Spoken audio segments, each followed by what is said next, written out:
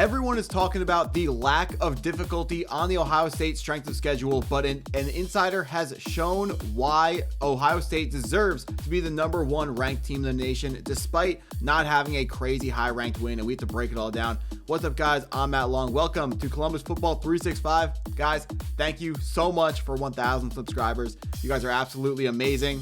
Cannot believe we made it here so fast. You guys are absolutely awesome. But let's get into the news for today. Coming from The Athletic, Cameron Robinson wrote, Ohio State is 7-0 and its opponents are a combined 29-19 this season. I don't think that's bad. Washington is a solid team. Minnesota just went up to Nebraska and won. Texas is still in the top 25, and Illinois' 2 losses are to the best 2 teams in the country, and they beat USC at home. So everyone is talking about how Texas, their strength of schedule, it's not very difficult. If you look at ESPN, they have Ohio State's strength of schedule as the 33rd toughest in the country, while number 4, Alabama, is the number 2 toughest strength of schedule in the country. I know a lot of metrics, actually, I believe most metrics have Alabama as the toughest schedule in the country. Now, people are saying Ohio State only looks as good as they look because their strength of schedule is that easy. Breaking it down, looking at who they actually played, Texas didn't come out super strong week 1, but after watching more games, we can see that Texas is a good football team. They're just not number 1 overall in the country good. The biggest problem, if you can call it a problem with Ohio State, the thing that is giving fuel to these people to build this argument is the fact that Ohio State is making good teams look really, really bad when they're playing them. We know Washington's a good team who they beat. Texas is a good team who Ohio State made it look like Texas was not a good team anymore. Everyone is talking about how bad Texas is, but Ohio State was able to move the ball on an elite defense who was in the top 5 in points allowed with a quarterback who has never started a game before. That's really impressive. If you continue to look at who else Ohio State has played, they beat the teams that they're supposed to beat when it is a real mismatch. Minnesota, Wisconsin, Ohio State absolutely skunks these teams. You look around, look at Alabama, for instance, the team that everyone is talking about how their strength of schedule means that they deserve to be above Ohio State. Alabama lost to Florida State. Florida State is 0-4 in the ACC. They lost to Stanford last weekend. Stanford. Strength of schedule only matters so much. You can only play the people in front of you. And Ohio State, the thing that is actually happening is they're not playing a really easy schedule. Yes, the Big Ten is not as strong as the SEC, or it's not as deep as the SEC. If you want to argue, since the top 2 teams in the country, top ranked teams, come from the Big Ten, it's better than the SEC. I'm willing to hear that argument. But for me, I think the SEC is better than the Big Ten. But that doesn't mean that Ohio State does not deserve to be the number 1 ranked team in the country. Illinois is currently their second highest ranked win. Illinois being ranked 23. Illinois has 2 losses. Those losses are to Indiana and to Ohio State. Teams number 1 and number 2 in the country. And they're both coming out of the Big Ten, which is apparently just a super easy league all of a sudden, even though it's never been an easy place to play. There's still Oregon in the top 10 as well. Penn State, yeah, they're not good this year. We thought they were going to be. They're not good this year. But 3 top 10 teams for the Big Ten. It's still a tough league to play in. Illinois is a team that people cannot overlook. And the reason why Ohio State is able to embarrass these teams as much as they are, I keep bringing up the defensive stats from ESPN. I know I use this graphic in so many videos, but it has to be brought up every single time because the Ohio State Buckeyes have the number 2 defense in terms of yards per game in the country, only behind Oklahoma, and that got worse today. I believe this is not updated to fill in the Ole Miss game where Oklahoma definitely, let's just say the Ole Miss hit the over in terms of yards versus the Oklahoma Sooners when Ole Miss upset them today. But Ohio State, second in the least points allowed on defense, giving up 216.9 yards per game and only giving up 5.9 points per game. This defense is absolutely elite, and I'm going to keep saying it. They make very good football teams look like they are not very good. Not even look like they're not very good, makes them look straight up bad. So these good teams, we're still playing good teams. We're still playing in a Power 4 conference, in a good Power 4 conference. There are still 3 top 10 teams in the Big Ten, and those teams are not just rolling over the league every single week.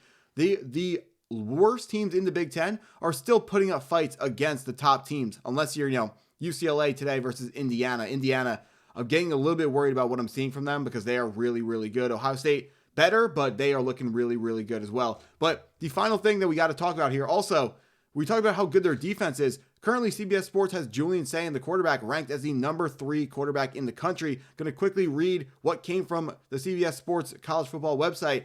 It was an indictment on Ohio State's iffy rushing attack that the Buckeyes opted to throw 42 times in an easy win over Wisconsin. But then again, you got the nation's leader in completion percentage at quarterback and a stacked receiving core. Why not sling it around? Sayin is completing 80% of his passes and is up to 19 touchdowns with just 3 interceptions. So they have the now going to be, once ESPN updates, number 1 ranked defense in the country in terms of yards per game and points per game allowed.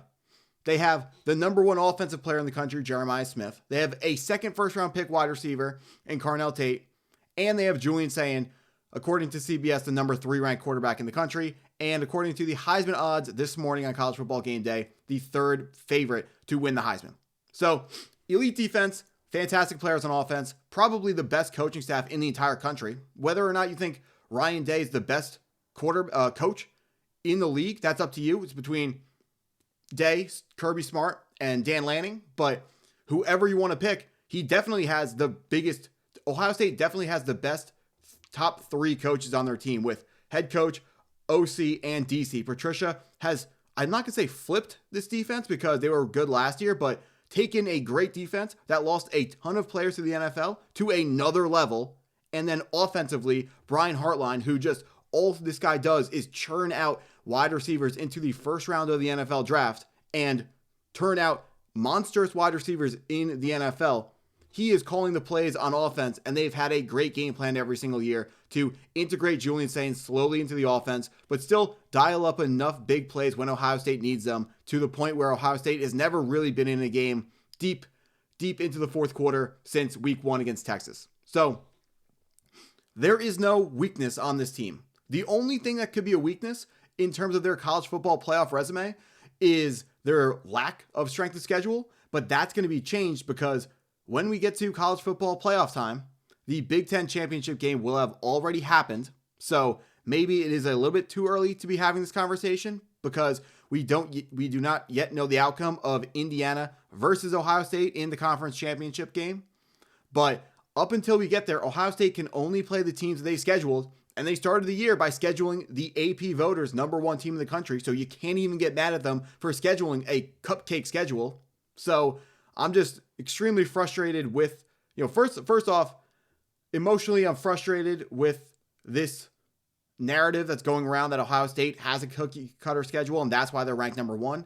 But then objectively, there are just too many stats that prove why this team deserves to be the number 1 ranked team in the country, despite not having that hallmark win. They don't have that top 10 road game at Georgia that Alabama has. They don't have a road game at Autzen Stadium in Oregon that Indiana has. I understand they don't have a amazing win to hang their hat on like that. But what Ohio State does have is they have the betting odds. If you look in any sort of betting odds, Ohio State, I think I saw them as a negative favorite to win the national championship last time that I checked on DraftKings. So Vegas knows more than any fan ever could, because if a game is rigged or if there is any sort of insider information to be had or any sort of early information to be had, Vegas has that information. So because of all of these factors, the players, the coaching, the stats, the Associated Press voting, and all their opinions, everything culminates in Ohio State being the clear and obvious most deserving number 1 overall team in the country. There is no argument for another team to be ranked above them right now. Now, if they faltered or if they were even playing bad teams and not blowing them out, they were just beating them, then I would be willing to have a different conversation. But the top teams, what you're supposed to do is blow out the teams that you're supposed to blow out, which they do, then win all your games, which they've done. And, just a cherry on top. Like, they don't even have to have the number 1 defense in the country statistically, because there could be a terrible MAC team with a really good defense that plays MAC teams all the time and is able to just shut those guys down. But Ohio State's doing it in the Big Ten with a huge non-conference game week 1 versus one of not one of the top SEC teams, but one of the top college football teams from the SEC. So Ohio State, this conversation really seemed obvious to me. Ohio State deserves to be ranked number 1, and it is just honestly objective at this point. But if you stuck around this long in the video, thank you for watching. Hit that like button if you haven't already. Again, thank you guys for 1,000 subs. You guys are absolutely amazing. Can't wait to see where this channel goes after this, but can't wait to see where the Buckeyes go after this as well. Go Buckeyes.